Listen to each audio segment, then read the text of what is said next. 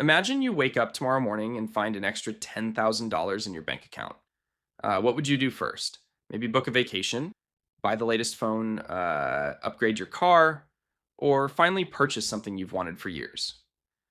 Now, here's the interesting part. A rich person might receive that same $10,000, and their first thought isn't, what should I buy? It's, how can I turn this $10,000 into $20,000?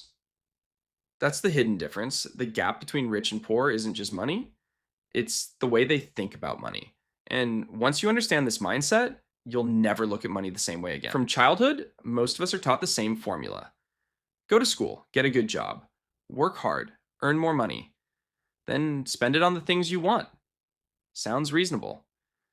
But there's one problem. If earning more money automatically made people rich, then every doctor, athlete, celebrity, and lottery winner would stay wealthy forever. But many don't. Some people earn millions and still end up broke. Why? Because income doesn't create wealth. Behavior does. Money simply makes you more of who you already are. If you spend everything when you earn little, you'll probably spend everything when you earn more. A bigger paycheck doesn't solve bad money habits. It only makes them more expensive. Most people think money's purpose is spending. Rich people think money's purpose is producing more money. Imagine every dollar is like a tiny employee. You can give that employee one job: go shopping.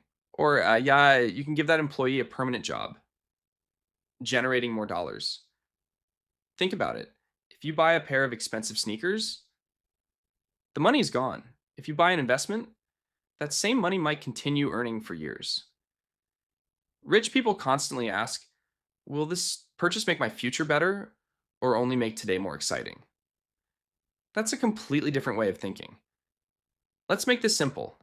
Imagine someone spends just $5 every day on coffee. $5 doesn't sound like much. Most people wouldn't even think twice. But that's about $150 every month, around $1,800 every year. Now, imagine investing that same amount every year for decades. Instead of disappearing, that money begins growing. Then the returns begin earning their own returns. This is called compounding. Think of it like planting a tiny seed. At first, nothing exciting happens. Weeks pass, months pass, it barely grows. Most people give up, but years later, that tiny seed becomes a huge tree producing fruit every season. Money works exactly the same way. The hardest part isn't investing, it's waiting. Rich people understand that patience is profitable. Here's another major difference. Most people buy things that cost them money every month. Rich people try to buy things that pay them every month. Think about a rental property, a business, stocks that pay dividends, or even a digital product that keeps selling while you sleep. These are assets. They continue producing income. Now, compare that to buying the newest gadget every year. A new phone starts losing value the moment you open the box. One purchase creates income, the other creates expenses. Rich people aren't trying to look rich, they're trying to become rich. There's a huge difference. Here's something fascinating.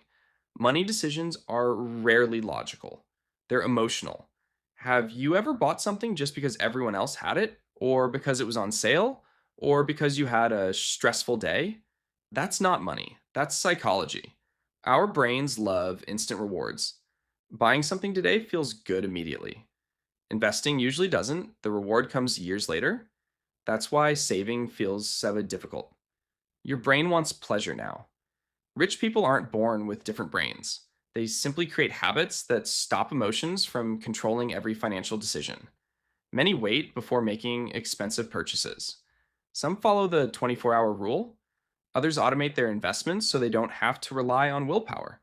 Instead of trusting emotions, they trust systems.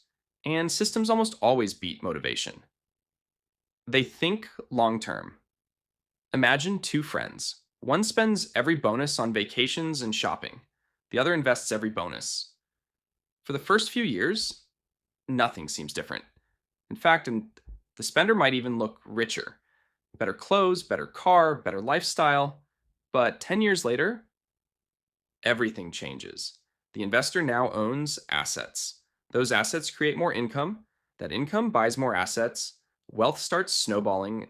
Meanwhile, The spender has nothing left except memories and monthly bills. Rich people understand something most people ignore. Today's sacrifice becomes tomorrow's freedom. So, practical lessons. So, how can you start thinking like rich people? First, yeah, before buying anything expensive, ask yourself, is this an expense or an investment? Second, pay yourself first, invest before you spend, even if it's just a small amount every month. Third, remember that wealth is built quietly. Most millionaires don't look like celebrities. Many drive ordinary cars, wear simple clothes, and avoid showing off because their goal isn't to impress strangers, it's to build freedom. Finally, stop measuring success by what people can see. Measure it by what your money is doing behind the scenes. Because real wealth isn't visible, it's working.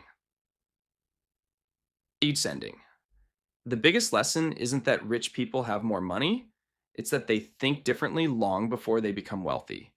Most people see money as something to spend. Rich people see money as something to multiply. One mindset creates temporary happiness, the other creates lasting financial freedom.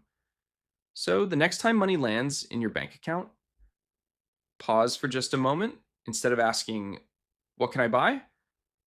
Ask yourself, how can this money make my future better? That one question has helped create countless wealthy people, and it might just change your financial future too.